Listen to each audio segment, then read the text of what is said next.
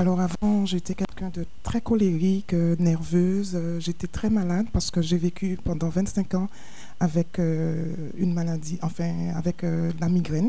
C'était très insupportable et j'ai vécu aussi pendant 11 ans avec une douleur au ventre. Alors les gens ne font pas la différence entre la migraine et le mal de tête. La migraine, elle s'installe pendant 72 heures. Tandis qu'une migraine, que le mal de tête, ça passe dans moins d'une minute. On prend un petit comprimé comme un genre de paracétamol et ça s'en va. Tandis que la migraine, lorsqu'elle s'installe, on ne veut pas entendre de bruit, on ne veut pas la lumière, on ne peut pas sentir les odeurs. La seule chose qu'on a envie, c'est de s'isoler de tout le monde. Et ça, j'ai vécu ça pendant 25 ans. Et c'était ainsi pendant toutes les semaines, j'en souffrais. Le problème de santé, n'est-ce pas? Vous aviez d'autres problèmes? Bien sûr, j'avais des problèmes financiers. J'ai un fils unique et je ne m'entendais pas du tout avec lui. Et pour ne pas m'entendre du tout avec lui, il m'avait annoncé son homosexualité. Et ça m'avait beaucoup affecté parce que je ne pensais pas qu'un jour, mon seul fils, le seul enfant que j'ai, puisse être homosexuel. Et donc, ça n'allait pas du tout à la maison. Je n'aimais pas aller travailler. Il fallait travailler, donc j'y allais parce qu'il fallait travailler, il fallait financer les choses à la maison. Mais je n'aimais pas du tout ça. Alors aujourd'hui, ça va très très bien. Je suis guérie de migraine, je ne souffre plus, je suis bien. Et mon fils est sorti de son homosexualité. Il s'est marié, c'est ça? Alors, ça fait 2 semaines qu'il s'est marié avec une ouvrière. Amen.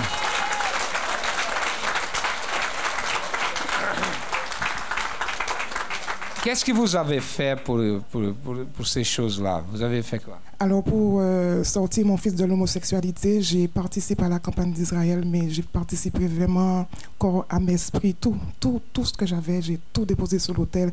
J'ai déposé ma vie complètement parce que c'est vraiment ce qu'on appelle déposer sa vie sur l'autel. Et tant que je n'ai pas eu la réponse du Seigneur Jésus, je n'ai pas arrêté de l'implorer.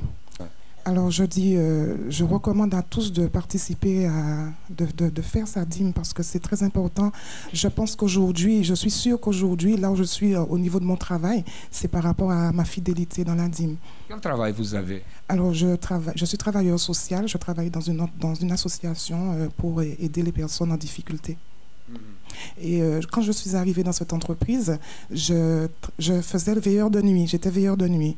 Et aujourd'hui, je suis responsable de 2 sites. Je n'ai pas de diplôme pour cela, mais c'est à travers ma fidélité, à travers mes offrandes, à travers le sacrifice d'Israël que je suis aujourd'hui responsable de 2 sites sans diplôme. Amen. Merci. Bonjour à tous, soyez bienvenus à cette émission France en direct. Qu'est-ce que vous pensez était la vie d'une personne adulte déjà, et quand elle était un enfant, était petite, elle a vu son père tuer sa mère. Elle a gardé ces images dans sa tête jusqu'à un certain moment. Comment vous pensez que la vie de cette personne était après cela? C'est ça que nous allons voir aujourd'hui dans cette histoire, l'histoire de Maria. Suite à un traumatisme dans mon enfance, en fait j'ai une enfance qui était très dure et on était entouré de beaucoup de menaces et mon père, il était très violent et à un moment il a tué ma mère et suicidé devant moi. Donc c'est ça, c'était très difficile à supérer ça. Mais je me sentais une fille, j'avais aucune protection en fait. J'ai perdu tout ce que j'avais. En fait, ma mère, elle était une personne qui était très gentille. Elle était à la base de notre vie parce que c'était notre défense. Et en fait, je me sentais seule. Je me sentais seule, je me sentais très triste. J'étais une fille fragilisée. Il me manquait beaucoup d'assurance, j'étais triste. En fait, pour moi, rien allait, quoi. J'étais vraiment... j'avais beaucoup de problèmes pour dormir. J'avais des problèmes pour me relationner avec les gens aussi. Et j'avais des cauchemars, je voyais de l'ombre. J'arrivais plus à manger, à travailler. Du coup, j'avais beaucoup de problèmes dans ma vie quotidienne. Sans parler aussi que j'avais des problèmes avec ma famille. Mes enfants, ils étaient malades. J'avais deux problèmes dans ma vie sentimentale. J'arrivais pas non plus à être bien avec le père de mes enfants.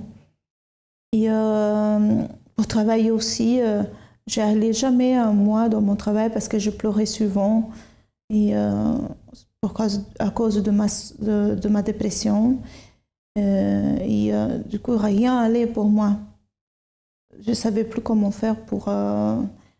J'allais de médecin à médecin, je cherchais toujours de traitement, de personnes à parler, mais personne ne pouvait me comprendre.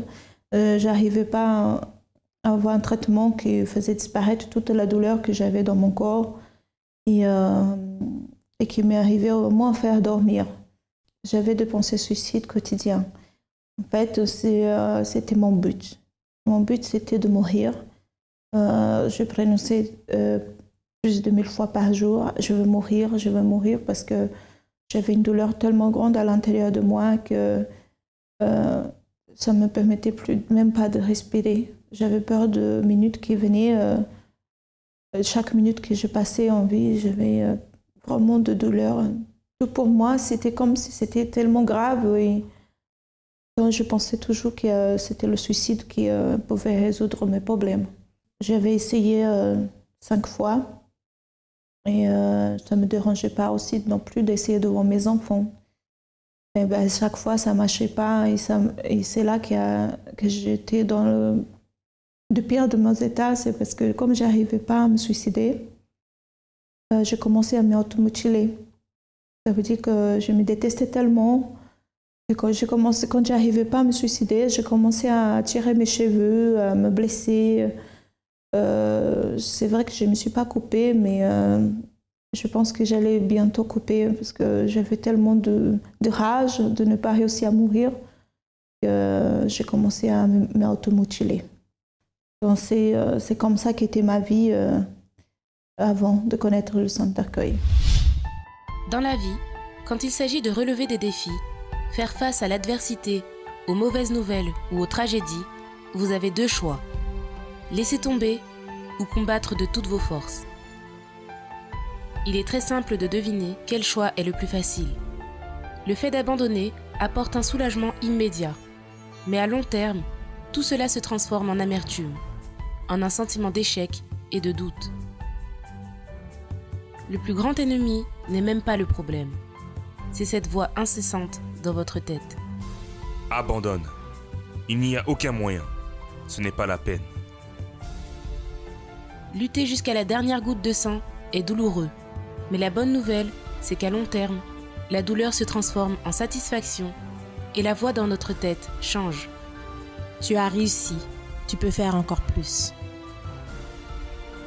Vous ne choisissez pas vos problèmes, mais vous pouvez choisir de combattre ou d'abandonner. Ce choix est exclusivement vôtre. Centre d'accueil. Nous croyons en vous comme personne. Est-ce que ça, c'est une chose normale? Un père qui tue sa mère devant sa fille, et après, sa propre fille qui grandit, il y avait des enfants aussi, elle a essayé 5 fois. Elle se mutilait devant ses enfants. Elle était complètement détruite. Tout était bloqué.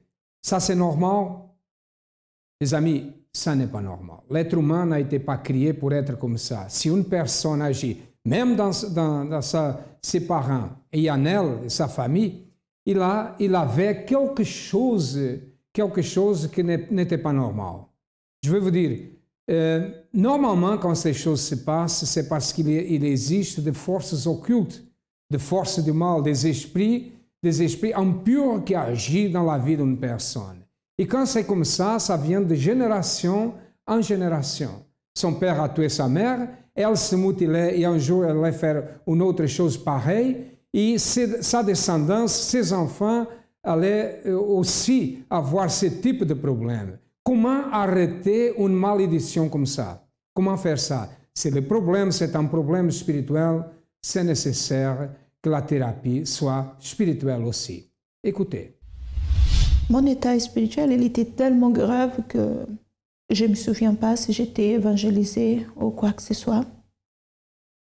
Je ne sais même pas comment j'ai arrivé à l'église.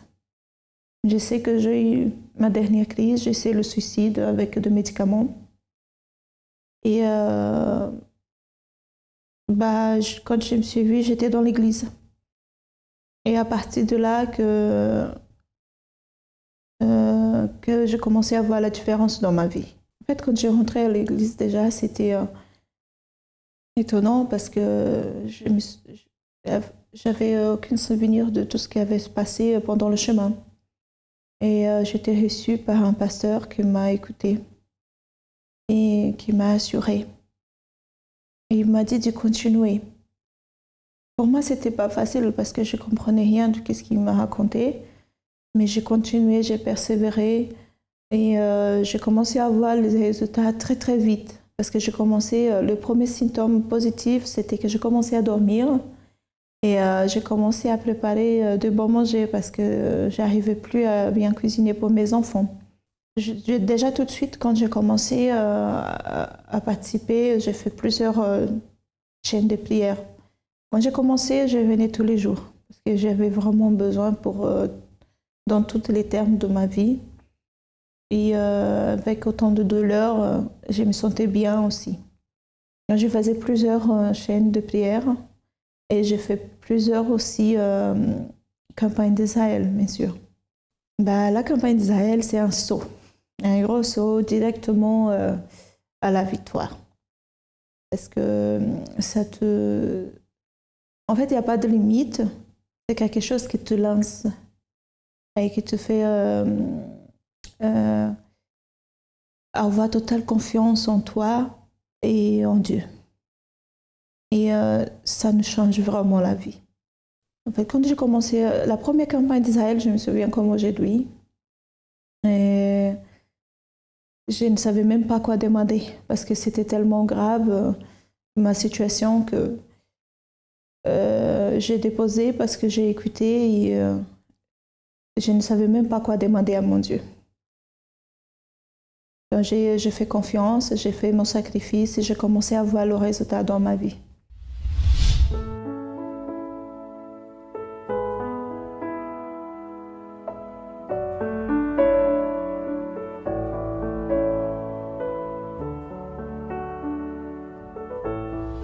Aujourd'hui, avec la vie complètement changée, j'ai une autre façon de penser.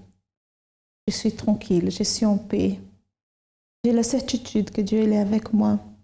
Et les campagnes d'Israël, il ne faut pas les louper. Il faut vraiment faire confiance. Et, parce que vraiment, ça nous apporte le résultat. En fait, je n'ai aucun de ces symptômes que j'avais dans le passé. Même si j'ai des problèmes, bien sûr.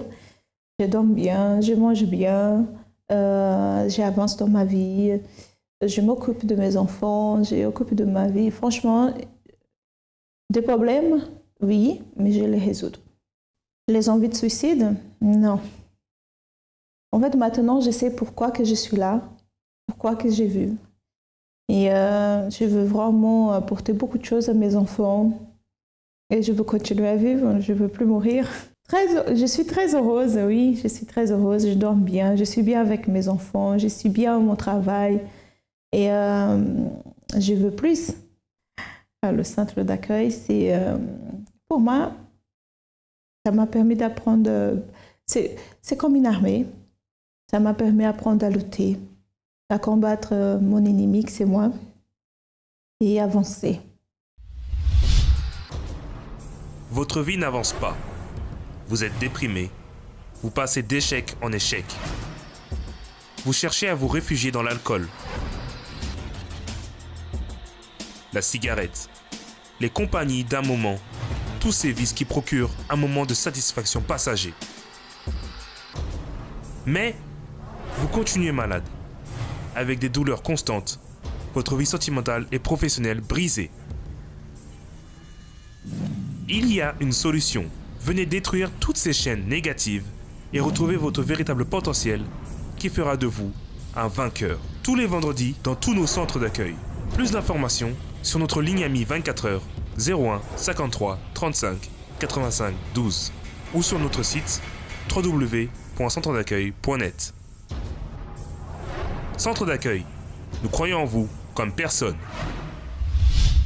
Voilà, après qu'elle a connu le centre d'accueil et elle a commencé à participer des chaînes de prière, de délivrance, je vous rappelle que tous les vendredis, nous avons une chaîne de délivrance appelée la thérapie spirituelle. Elle a commencé à participer, elle a été délivrée de ses forces occultes et aujourd'hui, elle est une personne transformée. Elle ne pense plus au suicide, elle est bien avec sa famille, elle est une personne réalisée, elle est heureuse. Pourquoi? Parce que le mal qui était en elle a été arraché par la racine.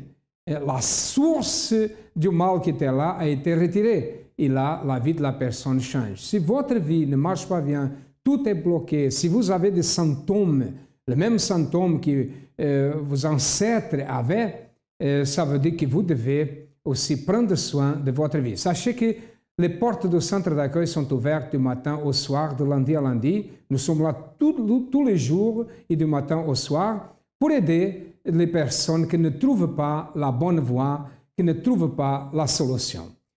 Je vais vous présenter maintenant plus un témoignage, cette fois d'une personne qui a participé à la campagne d'Israël.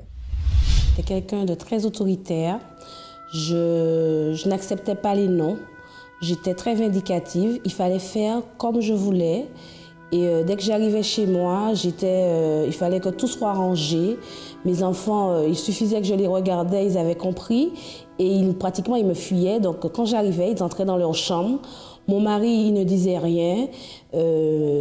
Il acceptait, il tolérait.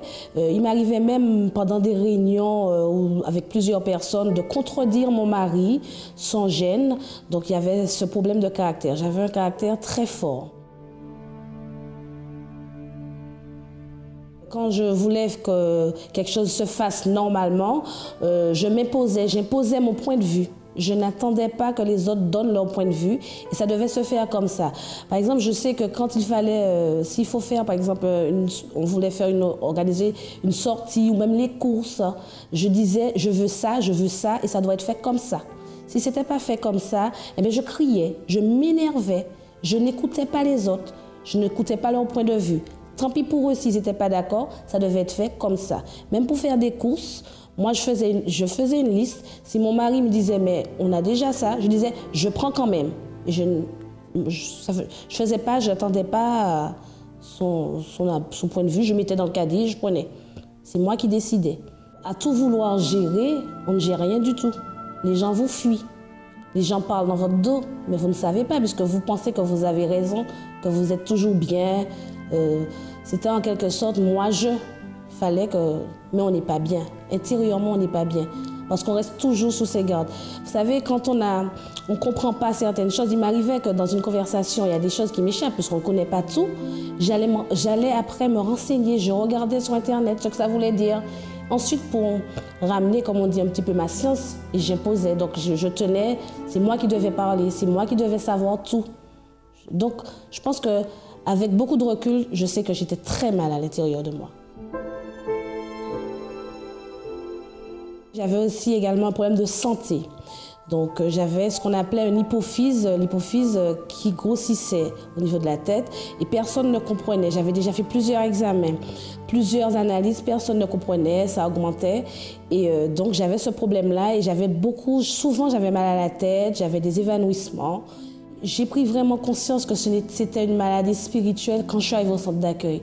Parce qu'après avoir fait, depuis toute petite, je fais des examens, mes parents ont fait tout ce qu'il y avait à faire. Personne ne trouvait. On m'avait même dit, vous savez, vous n'avez pas quand même...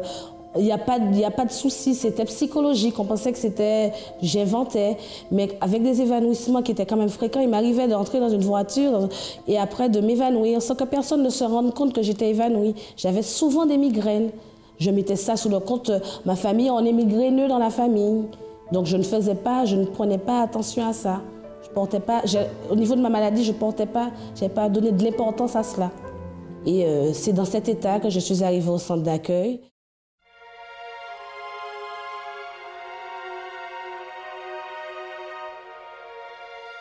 J'ai connu le centre d'accueil par une amie qui m'avait invitée. Donc elle venait de temps en temps le lundi pour pour la vie financière. Et c'est ainsi que je venais. Mais j'ai vraiment pris la décision de venir au centre d'accueil parce que j'ai eu un problème dans ma famille. Et ça m'a entraînée et j'ai frappé à toutes les portes. Personne n'a répondu. Donc une autre amie qui venait déjà m'a conseillé sur le seul chemin. Je suis arrivée au centre d'accueil. J'ai fait toutes les campagnes d'Israël jusqu'à aujourd'hui. Je n'avais pas vraiment conscience que j'avais des problèmes, qu'il fallait que je me délivre. Mais au fur et à mesure que les hommes de Dieu parlaient, je comprenais que moi aussi j'avais un problème. Ce n'était pas que les autres. C'est comme ça que j'ai commencé.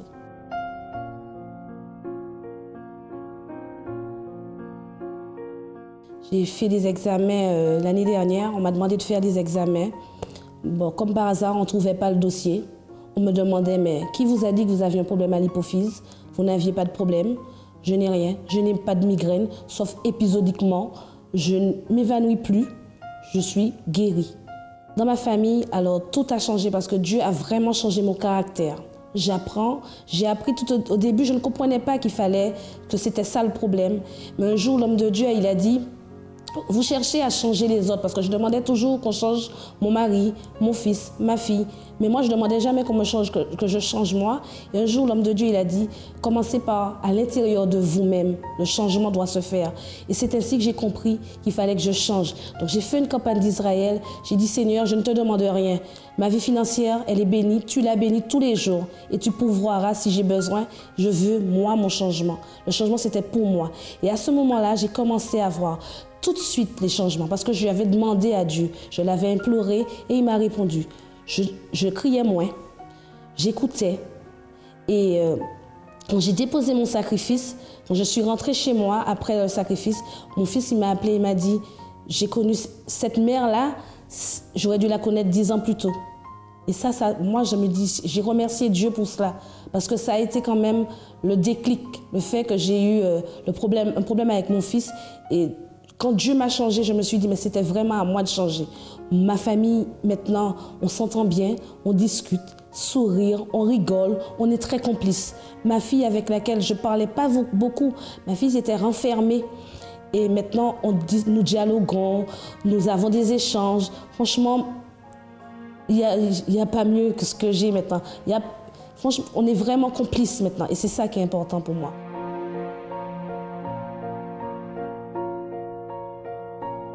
Dieu m'a changé, mais il est allé au-delà parce qu'il ne m'a pas changé seulement pour ma famille, mais avec mes relations avec les autres personnes. Je suis plus avenante, j'apprends à écouter, je ne m'oppose pas. Quand les gens ont une opinion différente de moi, je les écoute. Après, s'il le faut, j'attends que Dieu me donne une opportunité pour dire ce que j'ai à dire. Si ça doit se faire, si ce n'est pas possible, je ne le fais pas, je me tais. C'est ce que je ne savais pas faire, me taire et écouter. Et là, maintenant, ça se passe bien.